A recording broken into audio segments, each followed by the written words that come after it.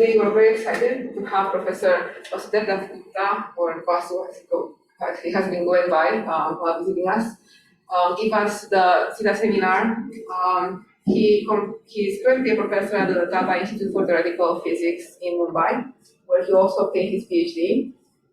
After his PhD, he nicely basically toured the world, did a postdoc at Max Planck Institute, and then at Ohio at the CCAPP, and then in Italy before settling in his professorship at the institute.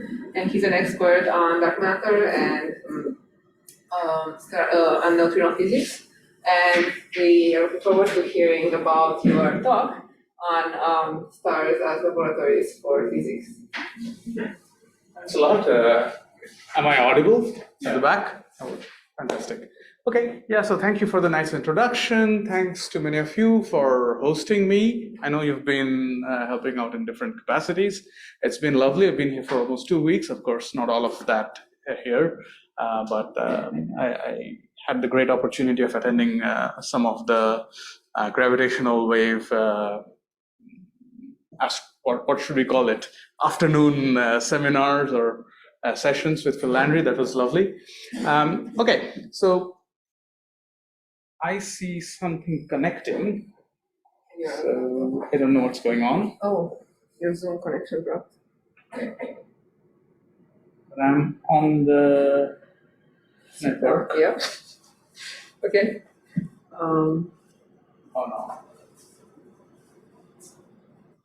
Okay, let's see. Okay, Nice. we are back. Oh, interesting.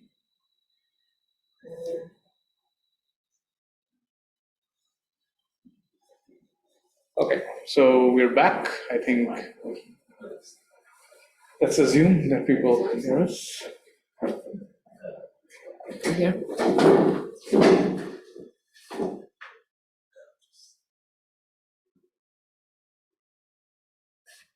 Thanks. Okay.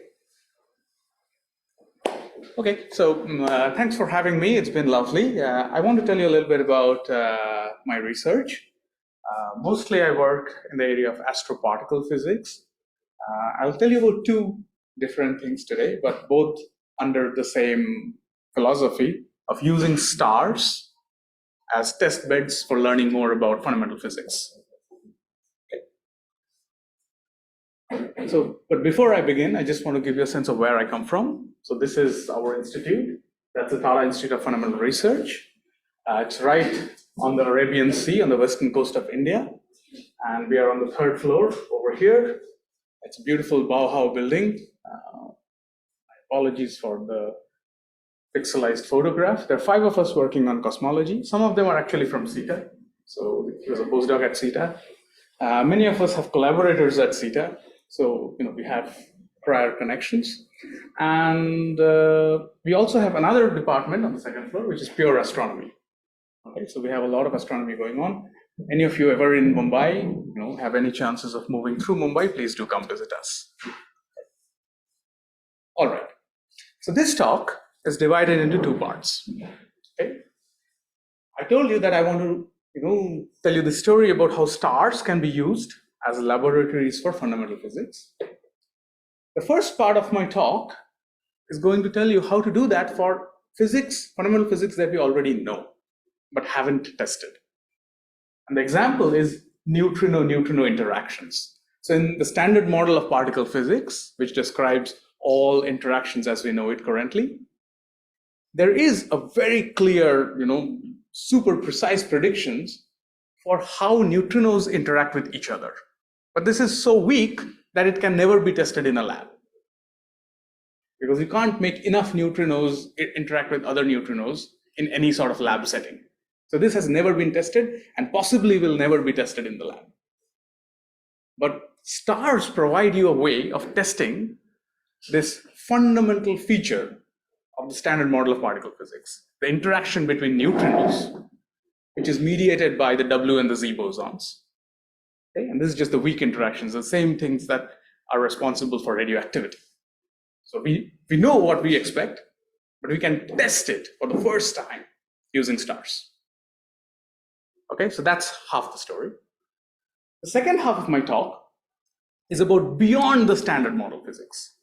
So I want to show you that there are perhaps possibilities to use stars to discover new physics, physics that's beyond what's been discovered in laboratories, terrestrial laboratories. And the particular example that I will discuss is a certain kind of dark matter. Now, that particular kind of dark matter doesn't have to exist. The dark matter could be something else. And in that case, this idea would fail. But my point here is to tell you that there are new tests of beyond the standard model physics that we can make using stars. So that's the talk. All right, so let's start with the first piece of the talk. So this concerns neutrinos that are emitted from supernovae. I imagine here everyone's familiar with supernovae. Okay, these are large, massive stars. At the end of their lives, they've run out of fuel. Now, the inner core collapses, bounces back. This shock wave is trying to plow through the rest of the star and make the star explode. But then this doesn't really happen because the shock wave loses its energy as it's going through the star.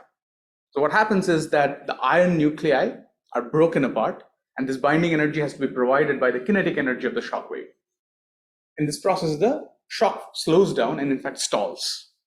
This shock has to be revived by dumping energy behind the shock wave using neutrinos that are being emitted by the inner protoneutron star that's cooling by emitting neutrinos. Okay, so these neutrinos that are emitted from the innermost, the hottest region of the supernova, these neutrinos go and dump part of their energy behind the shock wave, and that's what then makes the star explode. So this is the idea. This is so-called neutrino mechanism for supernova explosion. This is the most favored and like the most believed mechanism for supernova explosion. We don't have a proof that this is exactly how stars explode. On the computer, so most of our knowledge comes from computer simulations, and this is an example from the Garching group.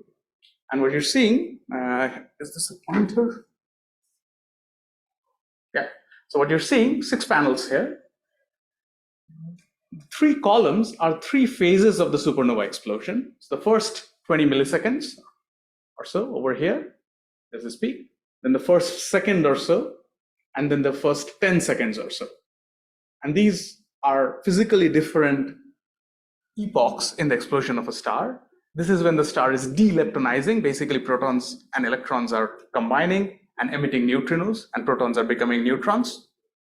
And that leads to this burst of electron neutrinos, this green bump, and the other flavors, then electron antineutrinos and muon neutrinos and muon antineutrinos, all these other non-electron neutrinos, these are beginning to be produced only much later.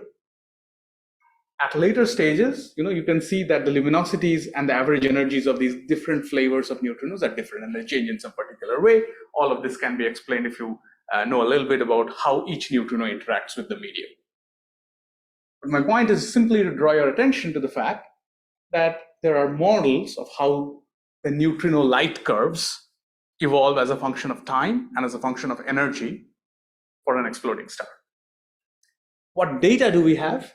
Very little, actually. So the only neutrinos that have been detected from a supernova are from the supernova 1987A, about 30 years ago. Okay, and this is a nice little hand-drawn plot from Suzuki, and what is shown here are 4 panels, which are 4 different experiments, neutrino experiments, and the y-axis here in each of them is energy in MeV units, and each of these red scratches is a neutrino that was observed. So you can see that there are about 20-ish neutrinos that were observed over a period of about 10 seconds across 3 or 4 different experiments.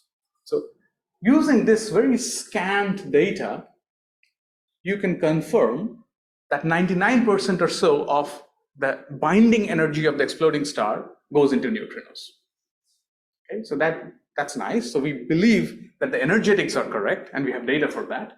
But we don't yet have detailed evidence for how the energies evolve and how the light curves evolve and so on. For example, we haven't detected this neutronization burst peak yet. So that's the hope that in future, we will see neutrinos coming from a star like this, and they will be detected at Earth, but in between, lots of interesting things will happen. One of the most interesting things that will happen to neutrinos is that they will oscillate, and I'll tell you more about neutron oscillations in a second. Okay?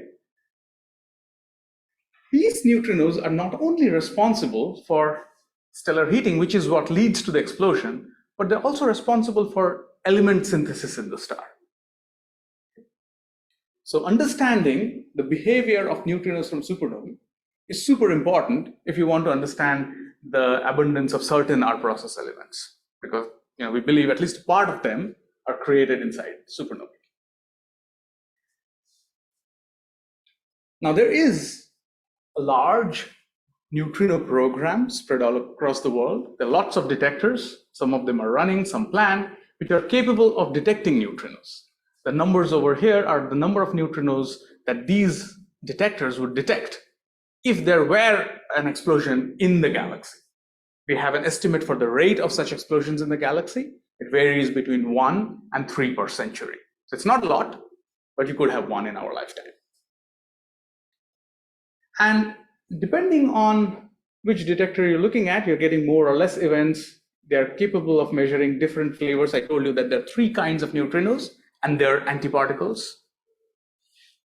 And if you measure neutrinos from these different epochs of the explosion, you are sensitive to different physical effects. So there's a very large physics case for looking at neutrinos from supernovae. One of the most important detectors that are going to come up is DUNE in the US, and supernova neutrino detection is one of the key science cases for DUNE. Okay? All right. Now, as I promised you, I'll tell you a little bit about neutrino oscillations. So unlike almost any other particle that you've ever heard of, neutrinos have a unique property that they can change their identity. So the way to think about it is this. So imagine that there are 2 kinds of neutrinos, electron neutrino and a non-electron neutrino. Let's call it a muon neutrino. Now, when you produce a neutrino, this is length from the source. When you produce it, the probability that you have an electron neutrino is 1. You produced it as an electron neutrino. But as this neutrino travels, it sinusoidally changes its probability of staying as an electron neutrino. And this is because of quantum mechanical oscillations between different energy levels. Okay? So each electron neutrino is a superposition of 2 quantum energy eigenstates. And because this is not a stationary state to begin with, the probability of it being in the original flavor state, which is not an energy eigenstate, is oscillatory in time. Okay, so this is the same kind of thing that happens with electron spin resonance in NMR and things like that. So what's shown here as a cartoon are 2 different curves, the red and the blue. Focus on the red, which represents a higher energy neutrino, and it oscillates like this sinusoidally, and a lower energy neutrino oscillates at a higher frequency because the frequency of oscillation is inversely proportional to the neutrino energy. So this you can easily derive by saying that energy is square root of p squared plus m squared, and then you go to the limit that E is much, much larger than P, and this is the Schrodinger equation in that limit. Okay? So what happens is that this quantum state, which is a linear superposition of these 2 flavor states, evolves via this matrix, which is not diagonal, with an overall frequency scale that's proportional to the square of the masses, the difference of the square of the masses of the two eigenstates, and inversely proportional to the energy. So that's how neutrino oscillations occur, and they change their flavor at a rate inversely proportional to their energy. Okay, so this is usual neutrino oscillations. What I'm going to tell you about is a new effect. It's called collective neutrino oscillations. And this happens because these neutrinos are not traveling in vacuum. Even if we ignore all the momentum changing collisions that these neutrinos, they're scattering with the medium, let's ignore that because these effects are weaker. You can compute the rate of scattering and it's basically not very important. What still happens is that these neutrinos forward scatter. These neutrinos can scatter with zero momentum transfer.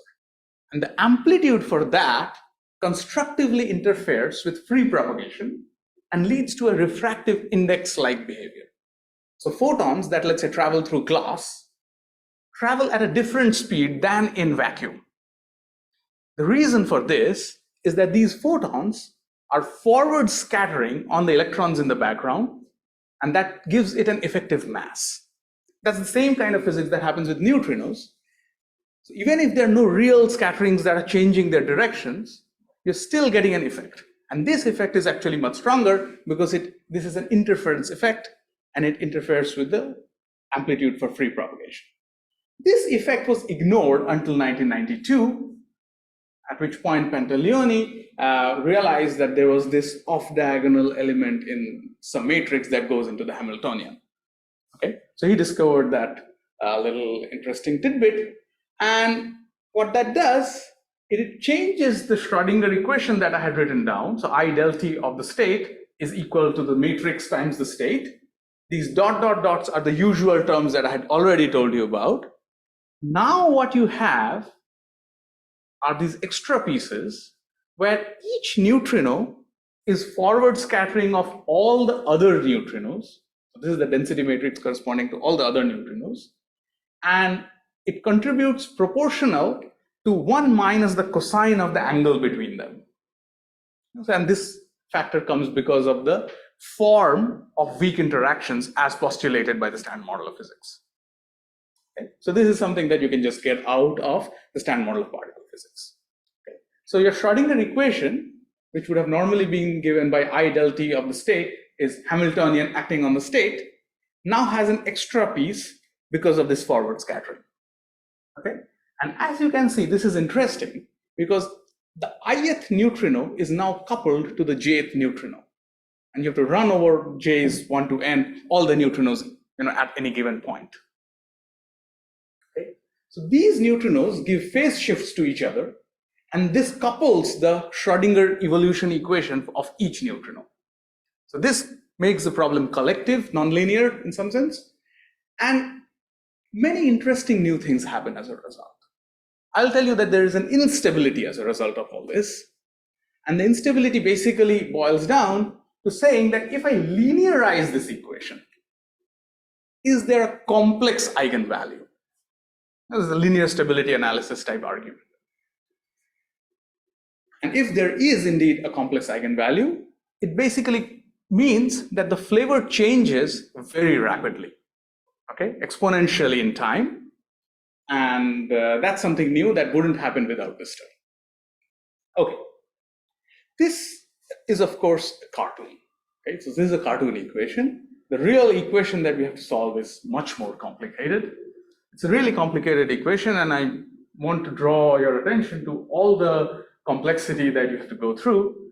So on the left-hand side is a matrix. It's a 3 by 3 matrix for 3 neutrino flavors.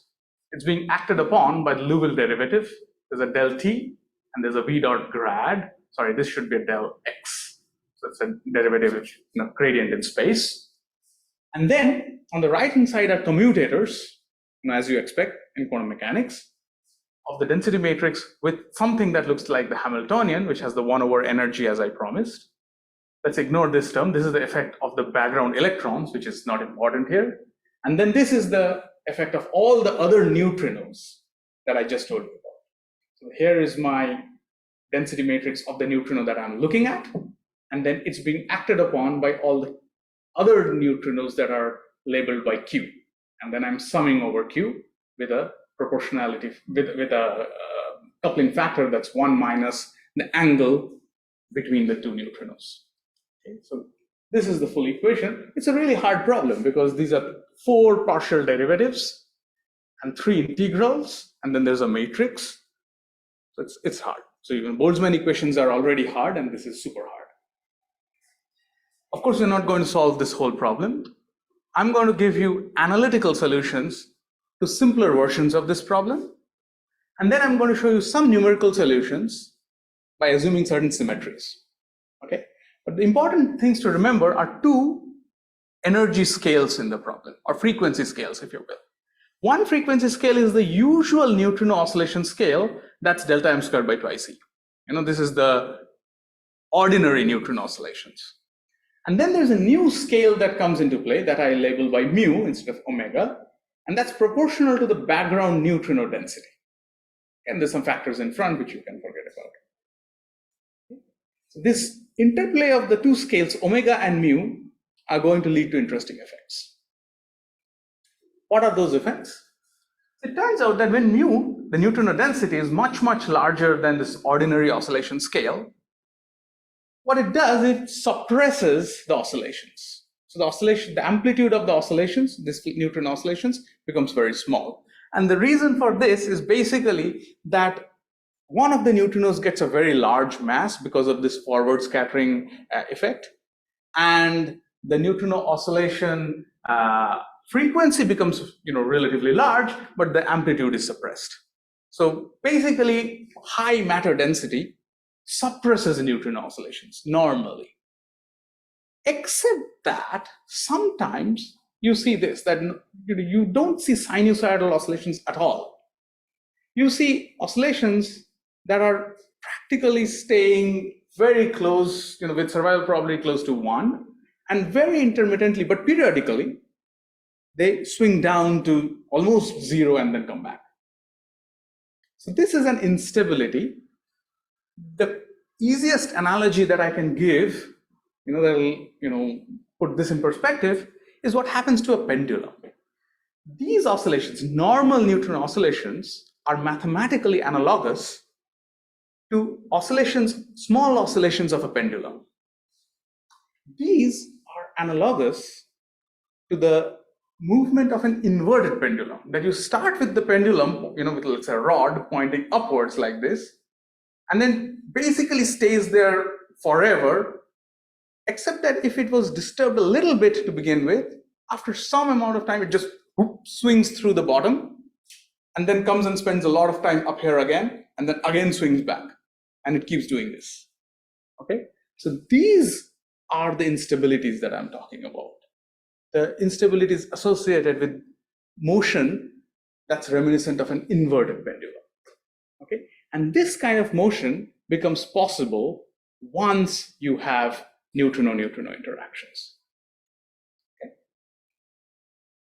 So one of the things that we showed in the last couple of years is that this instability only occurs if the phase space density at a particular location in the star, or at any location in the star, for the 2 flavors intersect each other.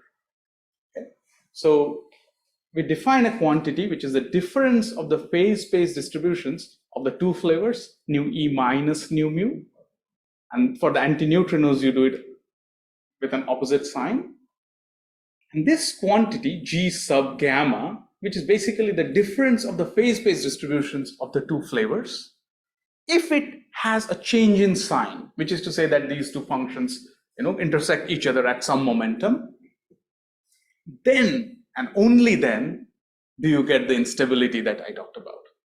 These are called collective instabilities.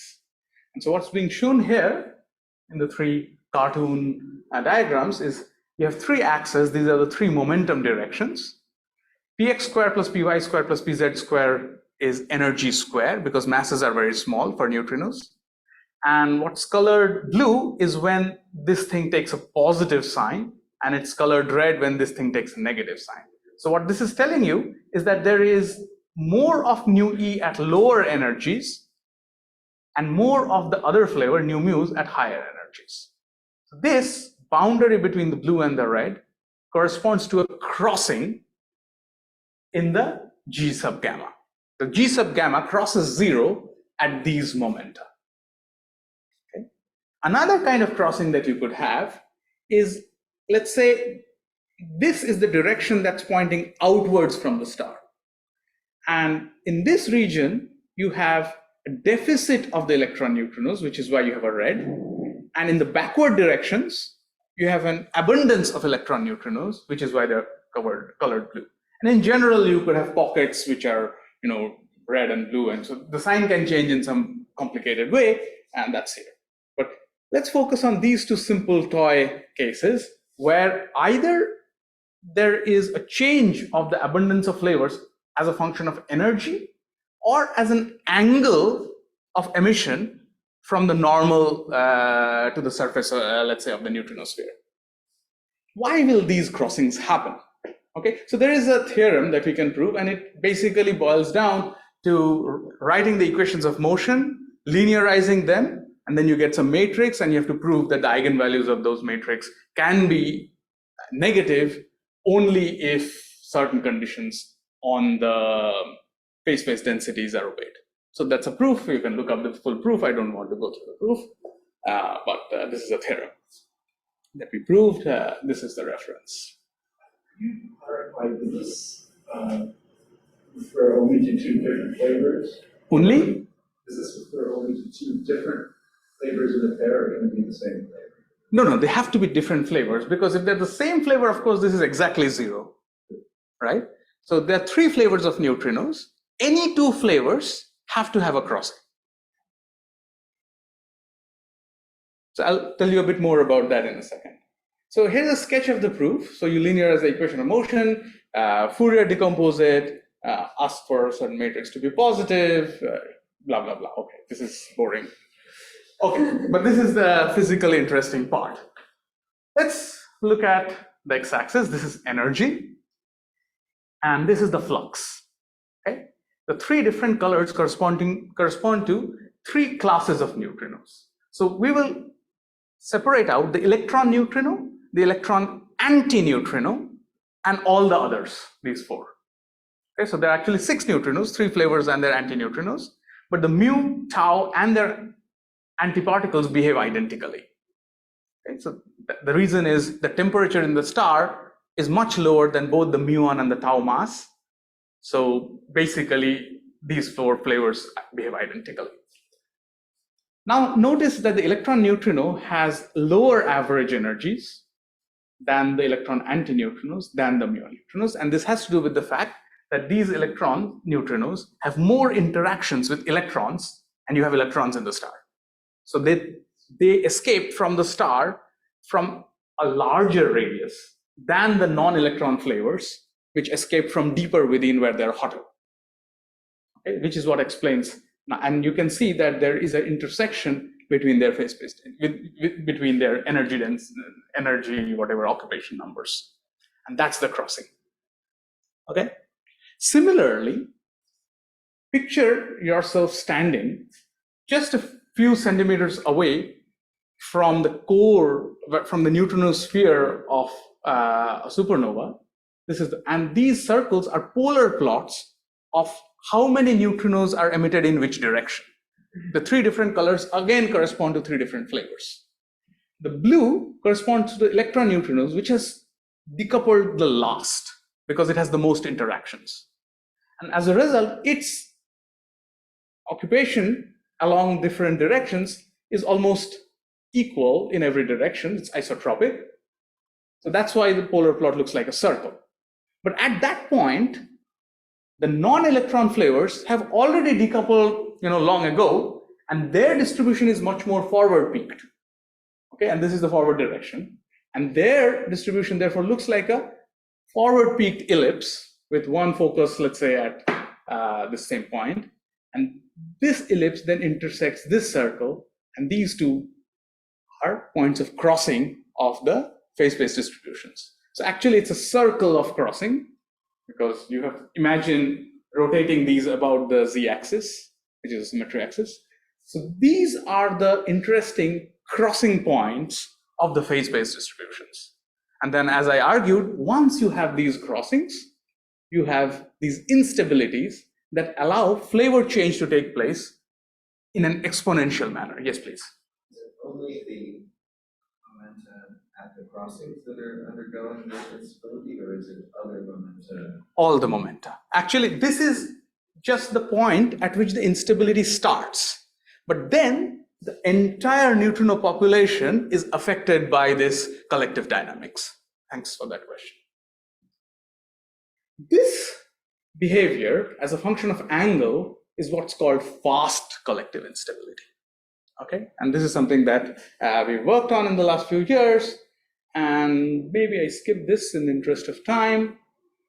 And what we did is that we solved this problem both analytically and numerically. So this is how you solve it numerically, but then in that case, you can only do it in 1 + 1 + 1 dimension, which is to say that one time, one non-trivial spatial direction, which is this radially outward direction, and one non-trivial momentum direction, which is the radial velocity. Okay, so you put this on a computer, imagine that this is your spatial direction, and from each point, you're emitting neutrinos with slightly different distributions for the two different flavors, the blue and the green, and they cross somewhere, and then you solve this equation, and you can then show that initially all the neutrinos are at survival probability of 1.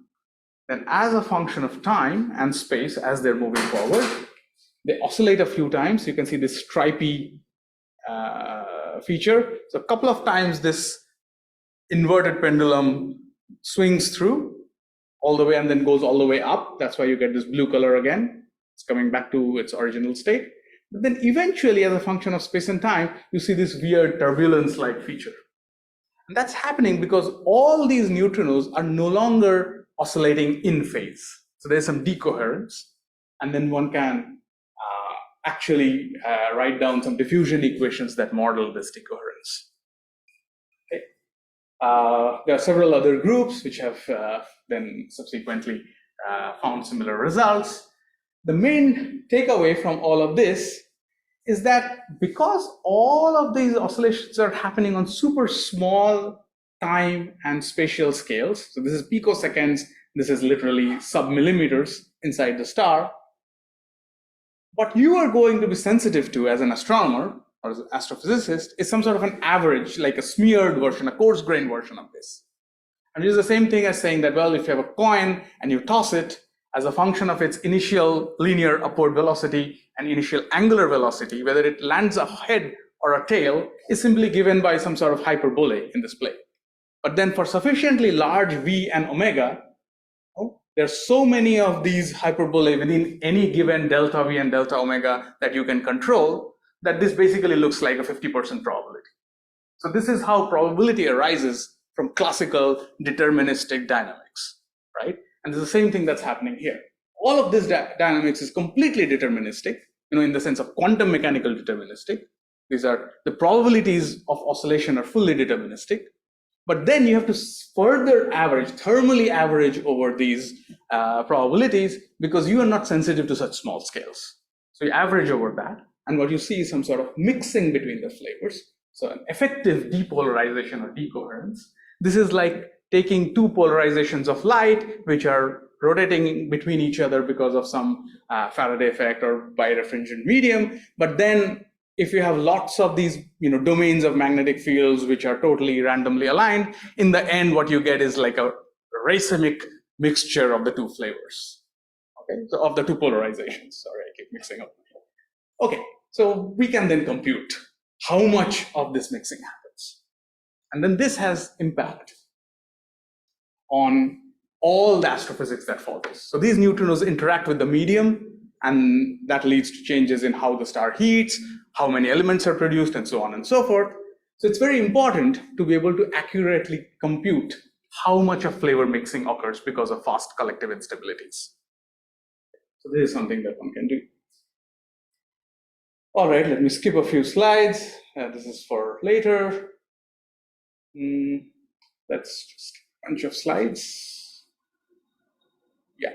So I just told you that neutron oscillations affect element creation, and this is yet another way of seeing it. So some element with mass number A and element number Z can be converted to A+1 and Z if it absorbs a neutron. But then the rate for this process looks like this, and that depends on the log of the number density of neutrons. But then the number density of neutrons is controlled by how many electron antineutrinos you have, because the reaction runs forward or backward depending on whether you increase the number of nu bars over here. If you have too many of nu bars, then the reaction goes this way, and you increase n, and then this ratio therefore increases. The opposite way if you have fewer of these nu bars. So then if you take neutrinos and then you change their flavors, let's say if you take nu bars and you convert them to nu mu bars, you can change this reaction, and that changes the abundances of elements. All right, so I think good. I'm more or less at the halfway mark, a bit more, and I've finished the first part of my talk.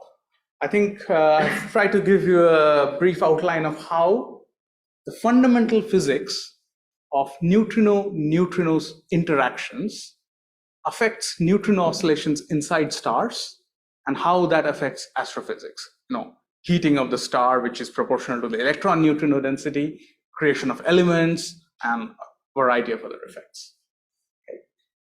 Now, this story is not new, of course. I don't know how many of you are familiar with this book, but there's a really beautiful book by Georg Raffelt, from where I've stolen the title of my talk. And it's a book that tells you how to use stars as laboratories for fundamental physics. Of course, the things that Georg Raffelt was talking about 30 years ago was trying to see if there were extra dimensions, or trying to measure the magnetic moment of a neutrino and so on. And most of these effects basically just depend on how much energy is stolen away from the star by a light weakly interacting particle. Now we are talking about more sophisticated arguments involving oscillations and whatnot. But the basic principle remains the same. We can look for standard model effects and beyond the standard model effects using stars. So I want to move on now to the second part of my talk. Could you just briefly summarize, since Yes. there's different channels installed, which are dominant in different density or optical capacity? Can you repeat your question once? I didn't quite get it. Since there are different channels for instability that have been identified, and you're focusing on capacitance, can you summarize what regimes of density and optical depth, scattering the different channels operate in? Yeah. So the question is, there are various kinds of instabilities. I talked mostly about the fast instability, but there's also a slow kind and so on. Which instabilities dominate where? Okay. So this crossing involving the emission angle is important only very close to the neutrino sphere, because that's the point at which one of the distributions is very spherical and the other one is forward peaked. So you can imagine that this instability will occur closer to the neutrino sphere, but all of this analysis is only valid after the neutrinos have become free streaming. So the optical depth is I guess that's what was entirely clear to me, because, for example, there still will be differences in switching functions of optical depths of 10, 30, and if it's a fast instability, why wouldn't it operate in both regions? Yes, that's a great question. Actually, we don't know the answer to that question. I skipped over that slide. So yeah, this one. So it turns out that we have some very preliminary calculations, and so do others. I cite some of the papers over here. When there are real collisions, therefore the optical depth is somewhat larger than 1 still, you have to worry about how the oscillations and collisions play with each other. I would say this is still a work in progress, but my zeroth order answer is that anytime fast instabilities occur, they're actually faster than the collision rate. You can never have the collision rate, which is shown here in these dashed lines, be larger than this mu, which is this solid line. So basically the fast rate, if it exists, always dominates. So you would never are in the regime where you're totally collisionally dominated over this fast rate. When you say fast, Yeah. say around the connector itself, what sort of conversion line are you talking about? Sub-centimeter. Sub-centimeter. Yeah. So, but then, yeah, but that's so much smaller that, yeah, then it must be happening inside. Yeah, so it should happen inside the core itself. So that's true. And in principle, and this is why I said that, this is not fully settled, we should be plugging all of this back into the supernova simulations and computing self-consistently the neutrino populations that come out of the star, including these oscillation effects. That's not quite been done. The oscillations you described, are those consistent with the data from 87? Yes. We have so little data that basically anything is consistent. Just to be clear, so you're not, as you said, the binding energy of the star comes out of the neutrinos as observed in the detectors. Yeah. And if you had the oscillations happening rapidly, yeah, it's not a situation like we had for the solar neutrinos where no, it looked as though there was 1/3 as much yes, energy. yes. So we would love to do that test with supernova neutrinos once we have 10,000 events observed with current day detectors, and then we would be able to make interesting statements of the kind that you mentioned. Yeah, with 20 neutrinos, it's hard to do. Okay, so I'll move on to the second part of my talk. I'll try to wrap up as quickly as I can. So this is about low mass black holes in the 1 to 2.5 solar mass range. These have been interesting for the last couple of years. And the reason they've been interesting is that there are all these objects being discovered by LIGO that are quite intriguing. And there are interesting comments. For example, it says it's either the lightest black hole or the heaviest neutron star ever discovered, and so on. Then there's another one, which is this one, where you see a 1.4 solar mass object, and then the possibility that one or both of these are black holes cannot be ruled out from gravitational wave data. And so perhaps the Occam's razor hypothesis is that, of course, if it's below the TOV limit, it's a neutron star, it's not a black hole. And if it's above, let's say, whatever 2.7 solar masses, maybe then it's a black hole. And beyond maybe 2.2, 2.5 solar masses, it shouldn't be a neutron star. Okay, so we understand what the priors are, but this motivated us to really ask, is there really no way to have a black hole that's in this 1 to 2.5 mass range? Is it like totally impossible? And this is where beyond the standard model particle physics comes in. And we wanted to ask that, so if there is no way of having these 1 to 2.5 solar mass black holes in any normal way, astrophysically, assuming the standard particle physics laws that we know, are there exotic particle physics ways of doing this? And if so, could we use the LIGO data and other related data to then test for these beyond the standard model scenarios? So that's the idea here. And just to go over some other related possibilities. So one is that, well, there's nothing strange going on, like nothing to look here. So that's the Occam's razor solution. One really popular solution over the last couple of years has been that these primordial black holes could give you sub-Chandrasekhar or sub-TOV black holes. Sure. But then I think all of us know that primordial black holes don't have a very preferred mass. They could be at any mass. Why would they be exactly at this 1 solar mass range? You really then have to explain that. One idea that was proposed, more or less in the same line as the rest of my talk, is that a neutron star could convert into a black hole by eating up a small primordial black hole. Now this solves the fine-tuning problem of the primordial black hole solution, because now this PBH can be over a very wide mass range as long as it's sufficiently light.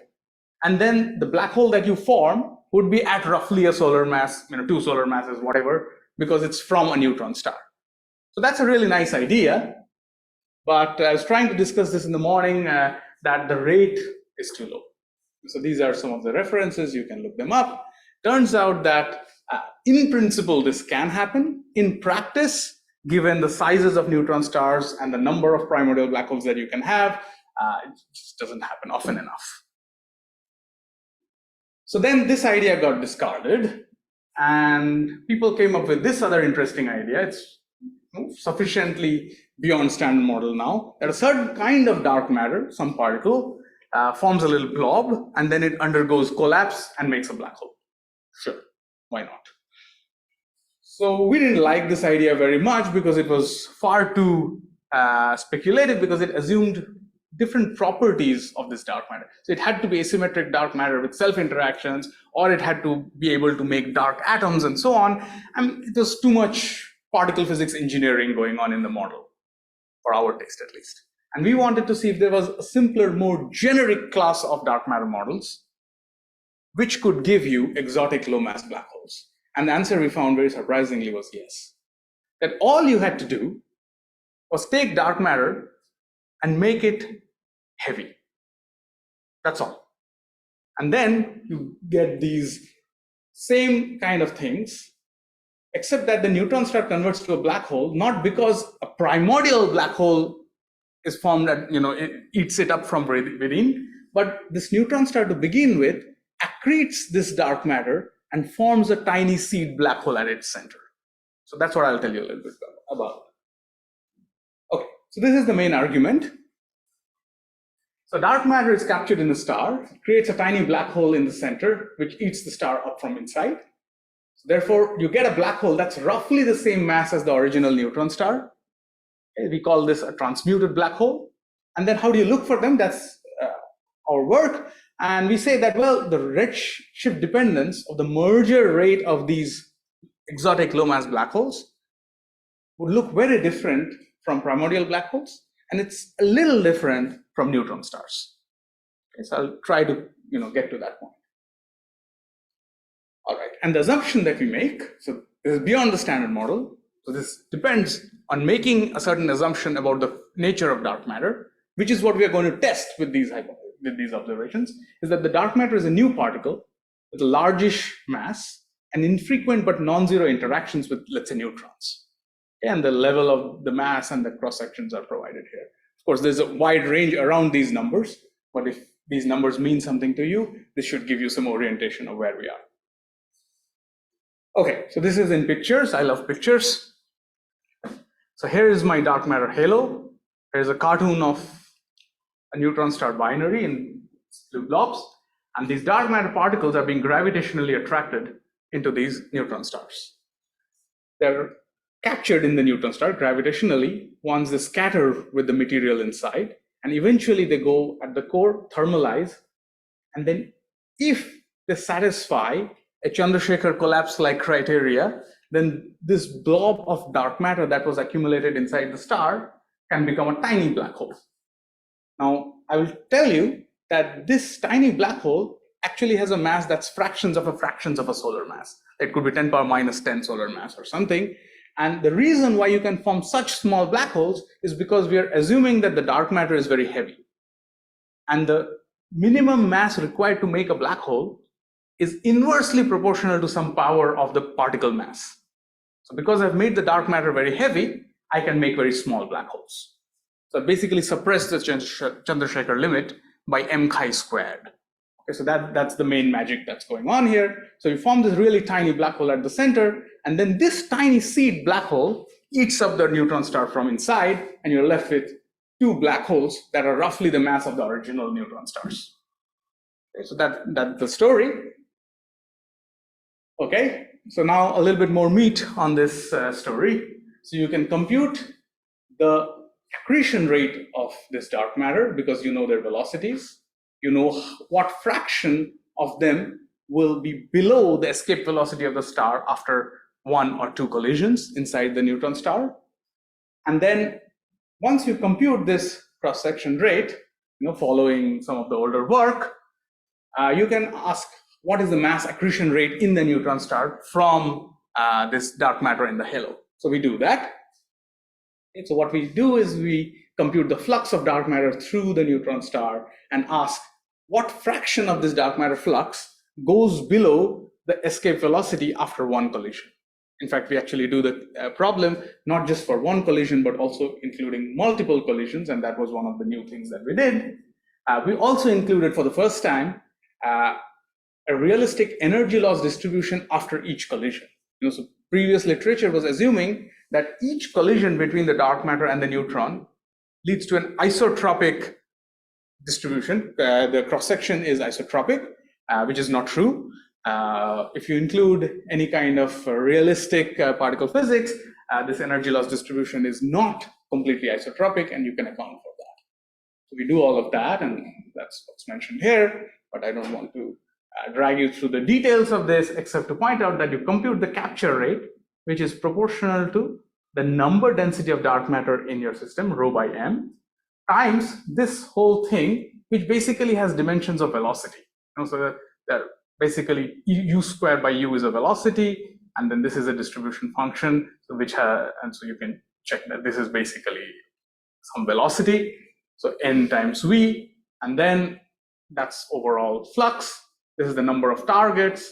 This is a cross section, and then there's a probability that this dark matter particle gets captured, and this probability is computed here, and it's a function of how the interaction happens. If this g1 was basically, it would be a very simple function with this m phi sent to infinity. The limit m phi goes to infinity would give you this isotropic approximation that others had done, but then one can do much better. Okay, so after the dark matter is captured, it undergoes many, many more scatterings, and it thermalizes. At this point, half mv square is kBt is equal to gm by r. Okay, and so you can estimate the radius of this dark matter blob as a function of the neutron star temperature, the mass of the dark matter particle, and the background density. Okay, and turns out that this process of thermalization is not the limiting process. The slowest process involved here is the accumulation process. That's basically what sets this time scale. Once this dark matter thermalizes, if its density is large enough, it can undergo self-gravitating collapse. So we ask for that to happen. And this collapse can be catastrophic if the mass inside the blob exceeds this value. You can basically see it's m Planck cubed by dark matter mass squared. So if you set m proton squared in the denominator here, this number turns out to be 1 solar mass. So that's the Chandrasekhar limit. M Planck cubed by m proton squared is the Chandrasekhar limit. So m Planck is 10 to the 19 GeV, cube of that is 10 to the 57, and m proton is 1 GeV, so that's just 1. So this whole thing is basically 10 to the 57 GeV, which is 1 solar mass. Okay, so the Chandrasekhar mass is just m Planck cubed by m proton squared, except that now, instead of the proton, I have dark matter particles, which are 10,000 times more massive by assumption, which brings the Chandrasekhar mass down by 8 orders of magnitude. So if dark matter is very heavy, you can form black holes very easily. Okay, and then the self-gravitating blob of dark matter undergoes collapse, and you form a tiny black hole in the center. This is for dark matter. Compare that with protons, and you can see what happens. One more little thing that we have to remember is that if you form a very tiny black hole at the center, it evaporates more efficiently because the temperature of a black hole is inversely proportional to its mass. So smaller black holes are hotter and they radiate very quickly using Hawking evaporation. And so they don't survive long enough to accrete the rest of the neutron star. So beyond some particular mass of dark matter, the initial black hole that forms is so small that it evaporates before it can eat up the star. Okay, so there's going to be an upper limit to this effect that I'm talking about. Okay, and what is shown here is indeed that the mass accretion rate as a function of the mass of the black hole in kilograms, and what one shows is that this is the Hawking evaporation rate and you can see that it increases at small black hole masses, whereas the accretion rate decreases at smaller black hole masses, and there's a point below which the evaporation dominates the accretion rate, and therefore below this you should not form black holes. Well, you'll form the tiny black hole, but it'll evaporate away constantly, and it does not lead to the collapse of the full star. This is an interesting thing to look at. It's not been done, is what exactly happens for these very light black holes that are forming. They're constantly evaporating a certain amount of energy away from the neutron star. Is there some way of looking for this? I don't know, but that's an interesting thing. Anywho, so it turns out that for these dark matter masses and these cross sections with the nucleons, of which this region is ruled out because of lab experiments. There are direct detection experiments that are looking for dark matter interactions with neutrons in the lab. This is ruled out. This green hatched region is where Hawking evaporation becomes super important, and therefore collapse does not happen. But this pink region is where you can get this transmutation effect that I talked about. Okay. Some of this region, actually it extends all the way up until here, but some of this is already ruled out by the existence of old pulsars in the galaxy. So the fact that we know that a certain pulsar exists at some background dark matter density that we know tells you that we can't have dark matter of this mass and this cross section. So that's already ruled out, but there's still some parameter space left, and this is in the case of bosonic dark matter. The parameter space is actually a bit larger if dark matter is a fermion. So now, in the last -5 minutes, okay, I'll really try to wrap. The question is that can you really look for this effect? And we proposed a few ideas. One is that you look for regions of large dark matter density, because otherwise you don't accrete enough. You look for compact stars like neutron stars, because they are kind of at the, it just so happens that accretion is more efficient in more compact objects. And then you can look for mergers of these objects, and maybe through gravitational waves. So these are the kind of vague ideas we started with. And then we gave slightly less vague suggestions in our paper, where we say that, well, if you see what you think is a TBH in a low density environment, then you can disfavor this idea.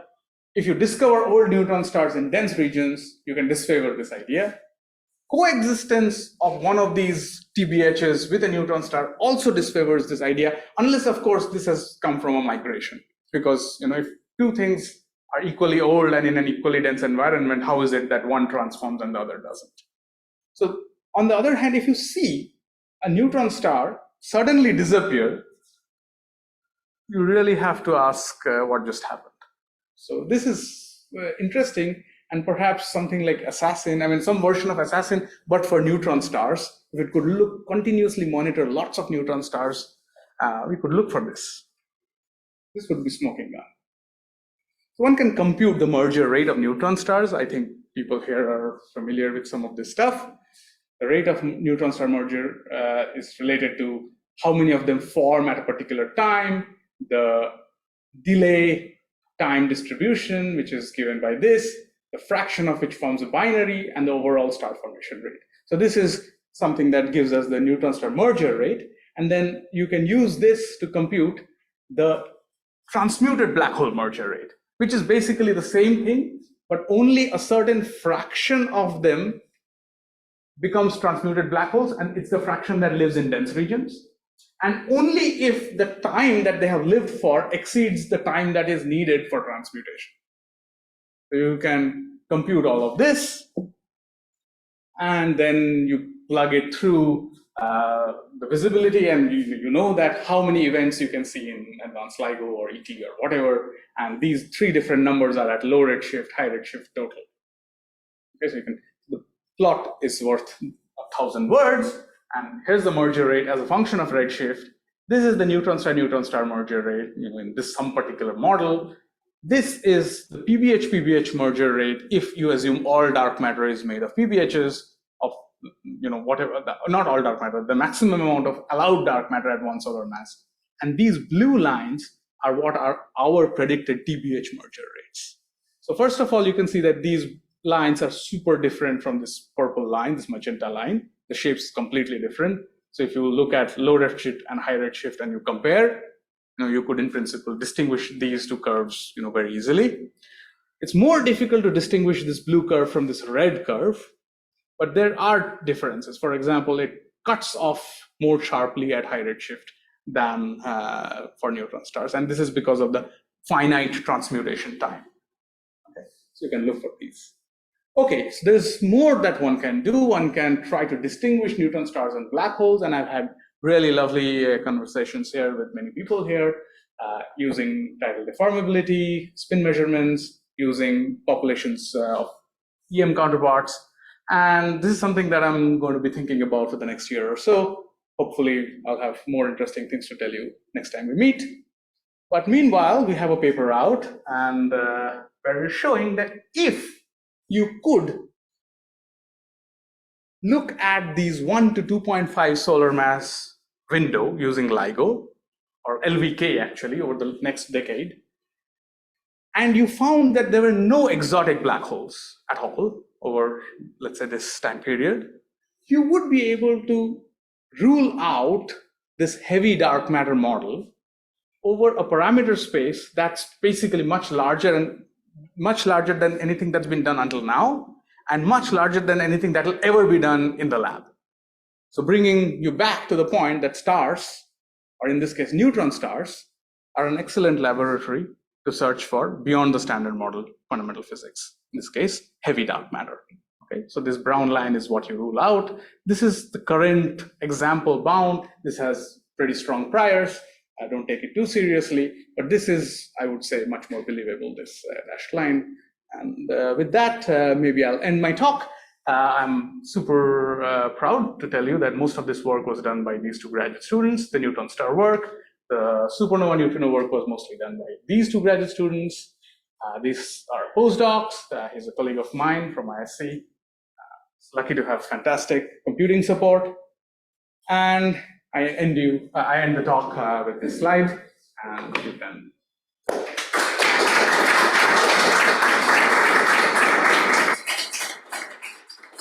Thank you for your attention.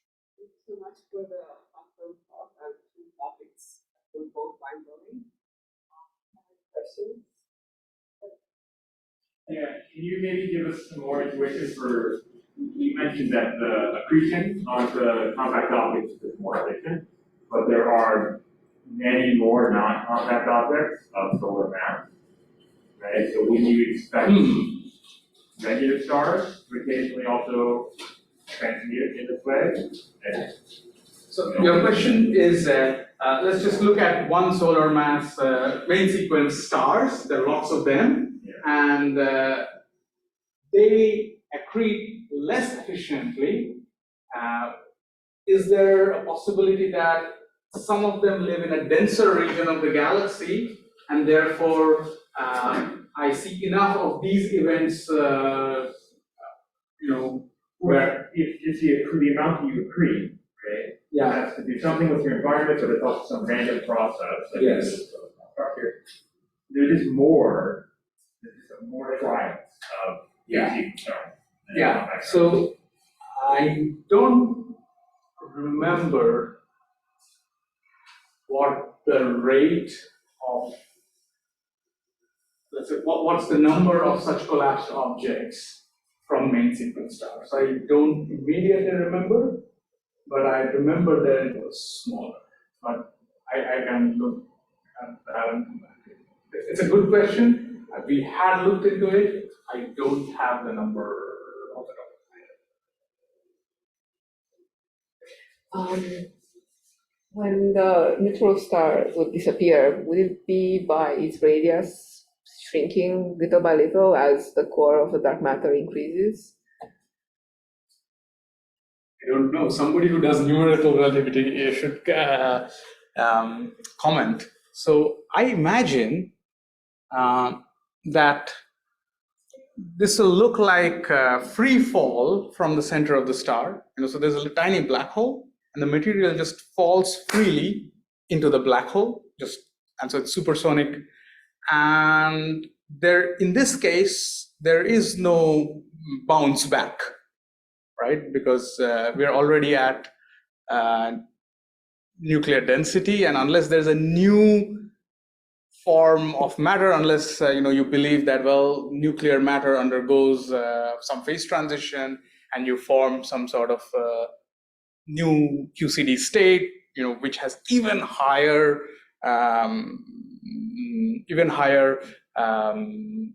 even stiffer equation of state, then the stuff falling from above can in principle bounce back on the denser stuff that's inside, and you form another shockwave. And then instead of the whole star going into the black hole, you can explode the neutron star. So that can happen if there is some new kind of nuclear state. But if you assume that what we have is just pure, the basic, the standard nuclear physics that we know of, I would imagine that it just, shrinks. And what's the time scale of shrinking? I would say once the collapse starts, it's just free fall time. But maybe someone who knows more GR should comment. That would be my guess. Does that sound reasonable? Yeah. Okay. Thank you. Any other questions? So just in terms of the motivation for the first part of the talk, you're talking about direct detection of neutrinos from supernovae, right?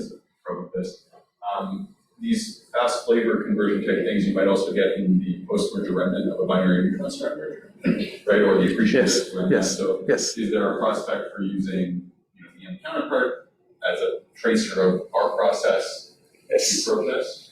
I would love to work on that, but I don't know enough about kilonovae to get started on a project like that, but that would be super interesting.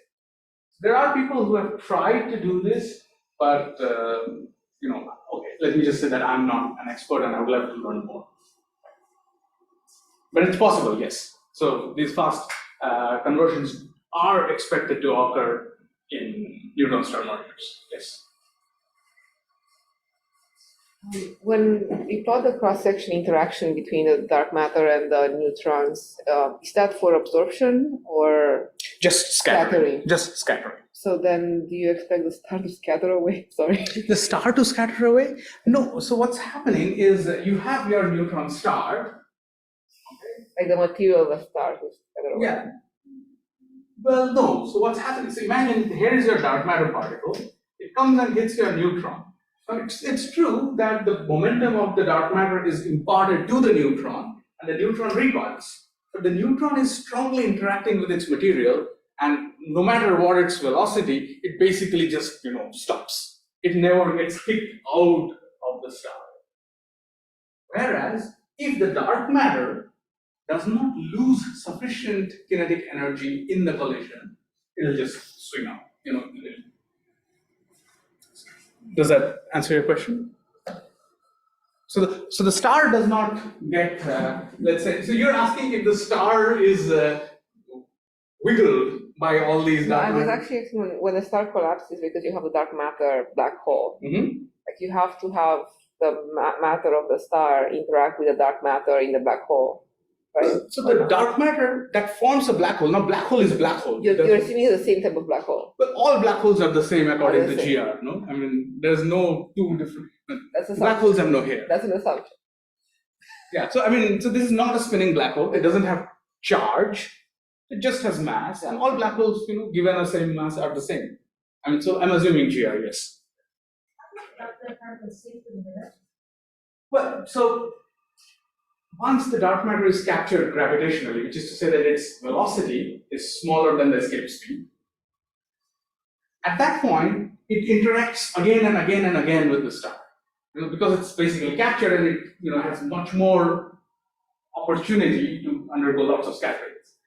In each scattering, it loses some energy, and just basically because of gravity acting on it, it goes and settles in the center of the star. But the neutrons are also colliding, the neutrons are not settling in the center. Because neutrons are being kicked around by the temperature. So neutrons are interacting. Dark matter is weakly interacting. So neutrons are in a very strongly interacting phase, but they're constantly being jiggled around, and that behaves like a very, that's like a, There's no pressure. yeah, that's right. Yeah, dark matter does not have pressure, neutrons have pressure. Thanks.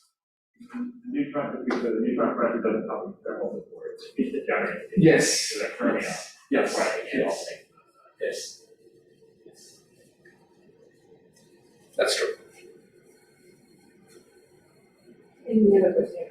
So given that these kind of neutron stars orbiting around the dark matter haven't, like the net influx of the dark matter has some specific direction. So does that cause the neutron stars to lose a net momentum of motion? I don't think that's a correct picture. I mean, because these neutron stars, even if I assume isolated neutron stars, not neutron stars in a binary. If it's in a binary, then of course everything is getting randomized because it's in a, basically going around in some circle, right? But even if I consider isolated neutron stars, my guess is that the asymmetry is not large enough to cause these things like neutron star kicks. So there are, of course, these things that we've seen that neutron stars are flying around at a velocity of 100 kilometers per second in the galaxy. These are called neutron star kicks. People have tried to explain where these come from, but we don't quite get to those numbers. The amount of momentum that so the reason is simple. Let's just say that the mass that you generate at the end, at the center, is of the order of 10 to the 10 solar masses. Right? That's the total mass accumulated and formed at the top.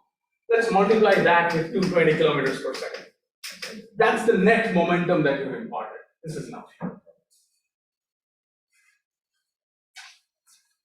Any other questions? In the case where the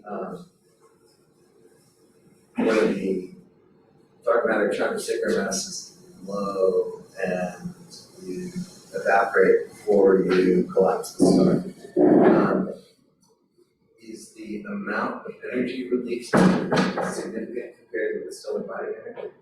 I don't know. So which is what I was trying to hint at, that this case where the dark matter mass is so large that you're constantly forming this seed black hole and it's leading to evaporation, I don't know what happens there. It's an interesting, I don't even have a picture for what's going on over there. Would you be heating the neutron star from inside? I would think so, because if we assume that the star evaporates using Hawking, what else can we assume? This is making photons and neutrinos at that temperature, maybe electrons. All of these things will interact with the neutron star material and heat it. But I don't have a picture for what. It's an interesting question. I would love to, have a better model of that. Yeah. Any other questions? Anyone? Okay, thank you so Thank you much. very much.